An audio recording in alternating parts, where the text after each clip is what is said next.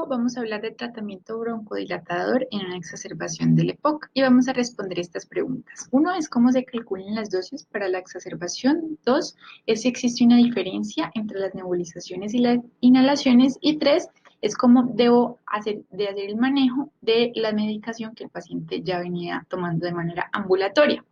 Entonces, para responder a estas preguntas, lo primero que tenemos que entender es que tenemos, digamos que varios medicamentos disponibles para una exacerbación. Tenemos dos grupos farmacológicos grandes broncodilatadores, de los cuales están los beta-2 agonistas y los anticolinérgicos. Y para cada uno de estos dos grupos, entonces tenemos unos de corta acción y unos de larga acción. Entonces, por sus siglas en inglés, van a tomar la abreviatura de SABA y de LABA para los beta-2 agonistas y de SAMA y LAMA para los anticolinérgicos. También disponemos, digamos que, de una combinación de medicamentos que puede ser beta-2 agonistas de larga acción con esteroide o beta-2 agonista combinado de larga acción combinado con anticolinérgico también de larga acción. Pero esos en el contexto de una exacerbación no los vamos a tocar, simplemente vamos a utilizar los de corta acción. Entonces, para entender esto también es necesario ver que la forma de administración del medicamento se puede hacer de dos maneras. Entonces, puede ser una, digamos que recibe el nombre de nebulización, en donde hay un dispositivo que nebuliza las partículas, las forma en aerosol y se les puede administrar por el medio de una máscara al paciente. Y los dispositivos de inhalación, de los cuales digamos que hay varios. Uno de ellos, el que tenemos disponible para los medicamentos de corta acción, sea anticolinérgicos o sea beta-2 agonistas, que son estos los convencionales, que son inhaladores de cartucho apresurizados. Pero también tenemos otros disponibles que son inhaladores de polvo seco, unidosis, multidosis o inhaladores de vapor suave. Esta entonces es una revisión de Cochrane que lo que determina o lo que trata de evidenciar es que si hay algún tipo de diferencia entre el medicamento administrado de manera nebulizada a de manera inhalada. Y esta entonces evaluó dos desenlaces principales y varios desenlaces secundarios. Dentro de los enlaces principales lo que ellos querían ver era si en el BEF había un cambio en mililitros después de una hora de administración del medicamento. Dentro de esta solamente se pudo encontrar, digamos que un solo RCT que cumplía con las características de esto. Entonces el nebulizador, el medicamento nebulizado por una parte y por otra parte que la administración del medicamento inhalada se hiciera con máscara espaciadora y con otras características pues que no entraré en detalle, pero entonces solamente debido a que solamente un estudio fue incluido, pues no se pudo hacer como tal, digamos que el análisis con los otros estudios. Pero lo que evidenció, lo que se dio cuenta, es que al parecer, digamos que de manera neta, sí habría un aumento en ese BEF1 de 36, digamos que de manera un valor neto de 36 en el aumento. Pero de nuevo menciono que solamente es un estudio, digamos que no podríamos ver como otros desenlaces. Pareciera que sí estuviera a favor, pero vean aquí cómo atraviesa entonces la unidad. Y digamos que el segundo desenlace fuerte fueron los eventos adversos serios que se presentaron secundarios a la administración de una u otra manera. Y lo que vemos aquí es que en estos solamente se incluyeron dos estudios y en estos se presentaron 3 pacientes para el grupo de nebulización y 3 pacientes para el uso de inhalador. Estos fueron pacientes que requirieron ventilación mecánica o neumotórax. Y aquí vemos entonces cómo la proporción de pacientes fue exactamente igual, o sea que no hay, digamos, en este sentido, que sería el desenlace de eventos adversos serios que favorezca uno u el otro. Y también evaluaron otros desenlaces secundarios, más que todo, se evaluaron de todo tipo. Fue la disnea después de 24 horas, los que están en verde, en azul fueron los que se pudieron evaluar, los que están en negro fueron los que no se pudieron evaluar. Y dentro entonces también tenemos la tasa de admisión, la duración de estancia hospitalaria, el cambio en la saturación de oxígeno y el porcentaje de efectos adversos que fueron no graves. Y entonces aquí vemos como para todos estos desenlaces no hubo un efecto ni a favor ni en contra y todos atravesaban la unidad. Entonces lo que vemos aquí es que en general no hay evidencia hasta el momento que favorezca utilizar nebulizador ni utilizar el inhalador. Pero ¿qué pasa?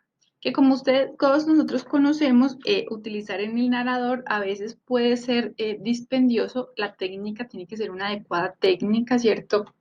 De utilizar tanto el dispositivo, la inhalación, la aspiración de esas partículas y muchas veces el paciente va a estar gravemente enfermo, en donde obviamente no se va a poder utilizar este método. Entonces, digamos que de manera práctica es por eso que en el contexto de una exacerbación del EPOC se utiliza o se tiende a utilizar más un nebulizador que un inhalador, pero vemos entonces que con esta revisión que se hizo no hay elementos en donde nos digan en cuanto a la evidencia utilizar uno a favor o en contra. Entonces, siempre que vamos a utilizar estos medicamentos inhalados, tenemos que tener varias cosas en cuenta. Lo primero es que si por tratarse de una exacerbación y per se por una definición, sabemos que el paciente va a requerir un incremento entonces de esa terapia, ya sea en dosis o en frecuencia de esa terapia pues broncodilatadora. Lo segundo es que tenemos que establecer qué tan comprometido está el paciente, digamos que la edad y otras características en donde tenemos que saber si le permite utilizar un inhalador o si por el contrario se beneficia mejor de un nebulizador.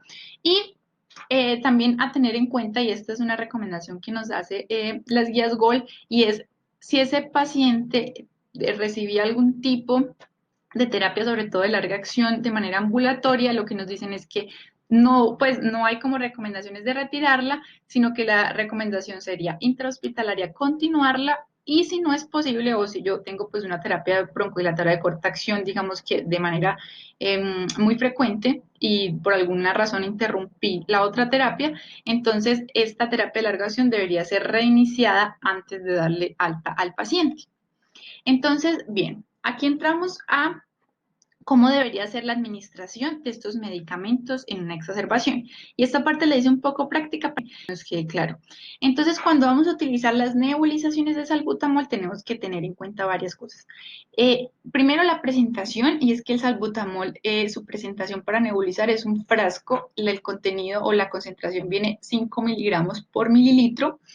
Y la dosis o lo que se recomienda dar es 2.5 miligramos en un total de dilución de 3 mililitros. Entonces, esos 2.5 miligramos, digamos que si utilizamos un gotero normal, usual, no microgotero, esto equivale a 10 gotas de la solución, o sea, a medio centímetro, y eso lo vamos a combinar con 3 centímetros de salino para dar un volumen aproximadamente de 3 centímetros y la administración se va a dar de 1 a 4 horas de ser necesario y nos dan, digamos que, dos recomendaciones grandes. La primera es que es la administración de esa nebulización debería ser impulsado por aire, más no con oxígeno. Y la otra es que no se debería hacer nebulizaciones de manera continua, sino con un lapso, como mencionan ahí, de 1 a 4 horas según la respuesta del paciente.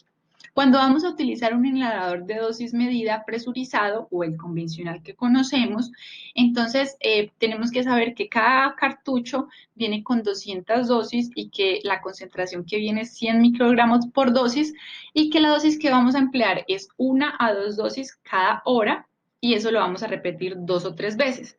Después de ese ciclo, digamos que le vamos a dar, vamos a continuarla cada 2 a 4 horas según la respuesta del paciente. Y digamos que hay otro autor que menciona que cuando la exacerbación es severa, cuando el paciente tiene muchos síntomas y no nos responde muy bien, uno podría dar de 4 a 8 inhalaciones cada hora o pues de 1 a 4 horas según la respuesta del paciente. Esto también tiene que ser tenido en cuenta de que no solamente voy a evaluar qué tanto me está respondiendo a la broncodilatación, sino, por ejemplo, qué tanta taquicardia me está siendo asociada. Entonces, para tener en cuenta. Y la otra cosa es los anticolinérgicos. Digamos que el beta-2 agonista es el pilar del tratamiento en la exacerbación, pero el anticolinérgico las guías GOL establecen que uno lo podría utilizar o no utilizarlo, dicen y o, no hay problema en hacerlo los dos. Y de pues el representante, como lo mencioné, es el bromuro de pratropio y tenemos que tener en cuenta que para nebulizar también viene en frasco cuya concentración es 25 miligramos en 100 mililitros, que si lo convertimos sería 250 microgramos por mililitro. La dosis entonces de nebulización sería 500 microgramos por nebulización cada 4 a 6 horas, es decir, más o menos 2 mililitros por cada nebulización y que lo podríamos hacer cada 4 a 6 horas. Y se va a utilizar un dispositivo de inhalación presurizado. La presentación de este es que por cada puff que yo haga, ¿cierto? Por cada dosis medida, voy a hacer una administración de 18 microgramos y la dosis entonces sería de 2 a 4 dosis, 2 a 4 puffs, ¿cierto? Cada 6 horas. Y listo.